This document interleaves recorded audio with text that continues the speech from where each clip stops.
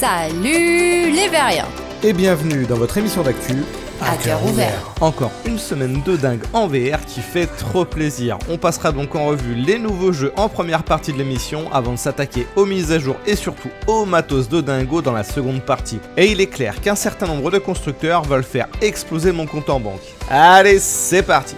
Un peu plus de 2 ans après sa sortie en Early Access, Blade & Sorcery est toujours aussi populaire. La Facebook Connect a d'ailleurs confirmé que le titre sortirait bien sur Quest 2 d'ici la fin de l'année. Mais ce qui nous intéresse aujourd'hui, c'est la mise à jour majeure numéro 10 nommée Donjon, qui est sortie cette semaine. Elle apporte, comme son nom l'indique, des donjons générés aléatoirement que le joueur pourra parcourir jusqu'à ce qu'il trépasse. Bien qu'il y ait certains bugs de PNJ et que le nombre de salles soit limité, globalement, ce premier jet nous a plutôt convaincus. Les futures mises à jour numéro 11 et 12 devraient proposer un mode de progression et introduire des environnements plus interactifs. Il ne manquera plus qu'un peu de scénario pour séduire les joueurs qui ont du mal avec le type sandbox. Et avec un scénario, c'est Projet Terminus VR qui a refait parler de lui. Et il a enfin fait son apparition officielle sur l'Oculus Store pour Quest et Oculus Rift cette semaine. Situé à Paris, le projet Terminus VR entraîne les joueurs dans un voyage terrifiant à travers la ville. Il faudra tenter dans le jeu d'éviter les assimilés, ces derniers sont entrés en contact avec des essaims de nanites qui ont attaqué la ville. Chaque humain assimilé étant devenu une combinaison de matière biologique et robotique, désormais dépourvu de sa personnalité antérieure. Le jeu propose un mode solo et un mode coopératif multijoueur à 4 survivants. En bonus et pas des moindres, Projet Terminus VR dispose de son propre éditeur de niveau et un essai gratuit est disponible sur le site casualvr.com.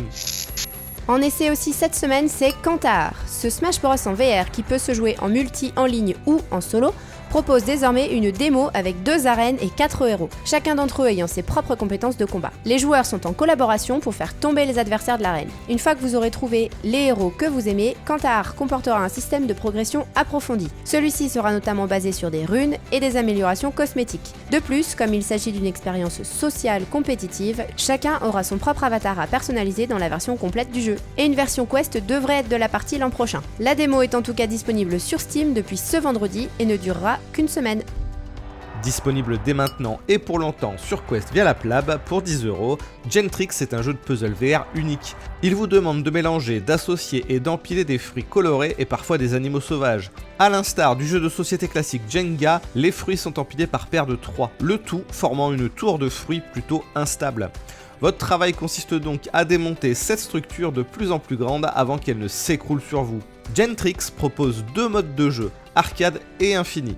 Et vous devrez résoudre ces séries d'énigmes dans des lieux variés tels un bateau pirate ou encore un volcan. À la manière d'un Tetris, le titre propose en somme des mécaniques simples mais addictives. La différence majeure se fait donc par le style Jenga parfaitement adapté aux contrôleurs de mouvement. Très bien adapté aussi aux contrôleurs de mouvement, c'est Warhammer Age of Sigmar VR qui arrive le mois prochain. Ce sera donc le 17 novembre que vous pourrez incarner un sorcier connu sous le nom de Lord Arcanum. Vous devrez vous battre contre les vilains fantômes de Night Out. Le combat consistera en une combinaison d'attaques de mêlée greffées de composantes magiques. Vous devrez effectuer des gestes réels pour réussir à lancer les sorts. C'est une mécanique bien connue en VR qui a déjà fait ses preuves. Le jeu promet une campagne complète axée sur l'histoire dans laquelle les Stormguard enquêtent sur une nouvelle menace. Pas de jaloux cette fois puisque le titre sortira sur Quest et PC.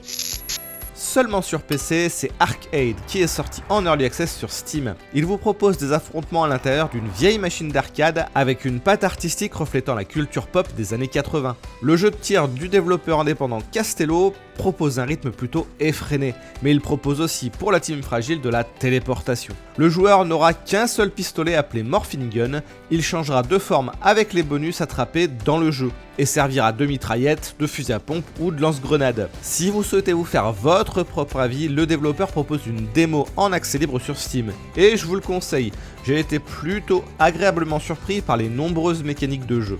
Allez, c'est le moment de... l'instant des contracts. Bonne nouvelle les amis, les Tundra Trackers sont en voie d'être expédiés. J'ai pris 100€ de plus de taxes de douane supplémentaires, donc ça a un peu piqué quand même, mais à partir de novembre, les envois commencent. Pour DailyVR, ça signifie de possibles améliorations pour cet avatar, et surtout, comme on vous l'avait expliqué dans une autre émission, la possibilité à terme de vous proposer des vidéos en VR. Donc on a vraiment hâte de recevoir tout ça, je vais être comme une gosse devant un sapin de Noël. Allez, actu suivante. Le casque ultime arrive enfin, les amis. La firme Pimax, forte de son expérience difficile mais concluante au final, a présenté son nouveau projet, le Pimax Reality 12K. La firme Vario pensait nous vendre du rêve la semaine dernière, et bien comme lors de son premier Kickstarter, Pimax relève véritablement le niveau. À la manière du Quest, le casque sera à la fois autonome et compatible PC, soit par Wi-Fi, soit par câble en fibre optique. Il proposera 200 degrés de champ de vision avec 2 nouvelles lentilles bioniques asphériques et même des capteurs pour les jambes afin de réaliser du full body tracking. Vous pourrez également choisir la façade à la manière du Vive Focus pour avoir soit des trackers inside out, soit la prise en charge des balises Lighthouse de Steam. Le produit vous paraît irréel ? C'est ce qu'on croyait du premier Pimax, mais avec cette fois l'expérience en plus et la plupart de ces éléments déjà existants ailleurs. Pimax annonce un tarif de 2400$ qui prouve que la firme sait parfaitement où elle va, même si l'on peut craindre objectivement un certain nombre de déconvenus ici et là sur certains points à la sortie. Côté déconvenu également, c'est l'annonce du Quest Pro qui n'a pas eu lieu lors de la Facebook Connect. Les fuites trouvées sur le net parlaient peut-être du projet Cambria, qui n'est pas non plus un Quest 3, ce sera le MetaQuest, peut-être. Quoi qu'il en soit, le prochain casque de Facebook qu'on a vaguement entreaperçu dans un trailer aura de la capture faciale, de l'eye tracking avec des lentilles pancake plus petites et un système pass-through en couleur afin d'améliorer le côté RA. Pour le reste, la conférence aura sans doute intéressé davantage les investisseurs que le reste du public VR tellement elle paraissait déconnectée du monde réel sur de nombreux points. Bref, on ne sait plus trop si Oculus est encore une marque travaillant sur du jeu vidéo à la sortie, mais ne vous plaignez pas, vous aurez le portage VR d'un vieux GTA un jour. Plus sérieusement, un nouveau simulateur est de sortie sur Kickstarter, le GT Racer de chez Empower. Celui-ci prétend proposer un retour haptique réaliste et une détection des mouvements qui s'appuie sur des algorithmes avancés. Un retour physique précis donc dans les jeux basés sur des informations de télémétrie afin de simuler les bosses, les textures, les changements de vitesse et les diverses vibrations et collisions de la route. Compatible avec la plupart des jeux de course du marché, il propose un retour 3D via 4v1. Qui ne semble quand même pas avoir une course énorme, ni proposer des angles bien violents. Il faudra en tout cas compter 1000€ et une pièce dédiée si vous êtes intéressé par ces 300 kg de matériel dans votre maison. Côté tracking, c'est Leapmotion qui se met à jour avec Gemini.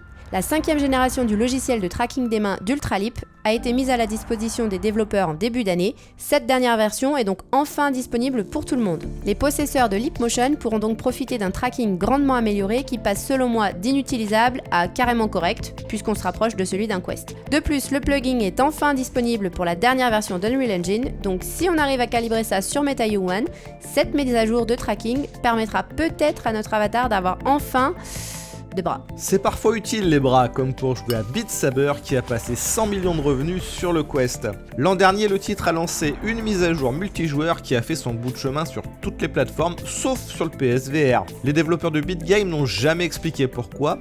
Quoi qu'il en soit, Halloween aura été la saison des miracles puisque le multijoueur est finalement disponible sur PSVR. Mais ce n'est pas tout, puisqu'une nouvelle musique est disponible aussi gratuitement. Spooky Beat est encore un retour aux sources puisqu'elle ressemble pas mal aux morceaux originaux de Beat Saber. Le décor y est tout simplement super sympa et donne une vraie ambiance de fête. On continuera en rythme puisque Synth Riders a lancé un nouveau mode spirale sur toutes les plateformes. Comme son nom l'indique, le mode spirale transforme l'environnement de jeu en un tube géant. Cela permet de créer un environnement un peu plus dynamique, un système aujourd'hui bien connu que l'on a pu retrouver sur divers jeux de course notamment. La team fragile peut se rassurer, cela n'a pas tendance à causer plus de nausées que ça. Les fondamentaux du jeu restent les mêmes, mais le joueur devra effectuer un peu plus de mouvements pour se faufiler entre les différents obstacles et donc c'est vachement plus sympa. Ce qui est aussi bien sympa, c'est Phasmophobia qui se met à jour pour Halloween.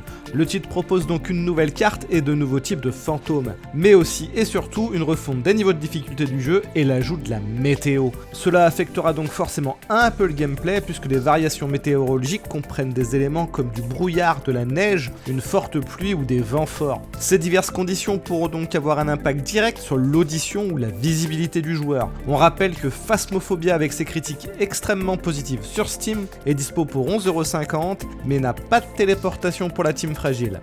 Allez, il est l'heure de la question. Comme chaque semaine, on retient une question dans les commentaires pour l'émission suivante, et cette fois c'est Chiclure qui demande quel casque VR ne demande pas de compte obligatoire de type Facebook?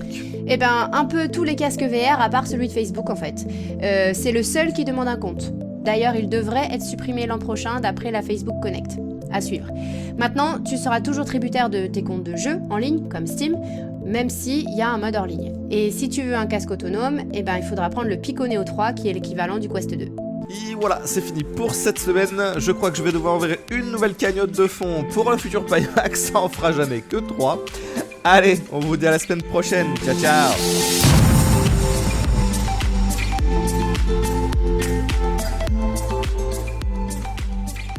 Alors, le résumé de la Facebook Connect.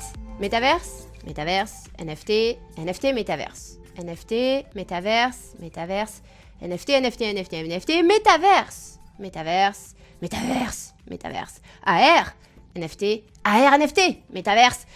Méta... Voilà, vous êtes contents, hein?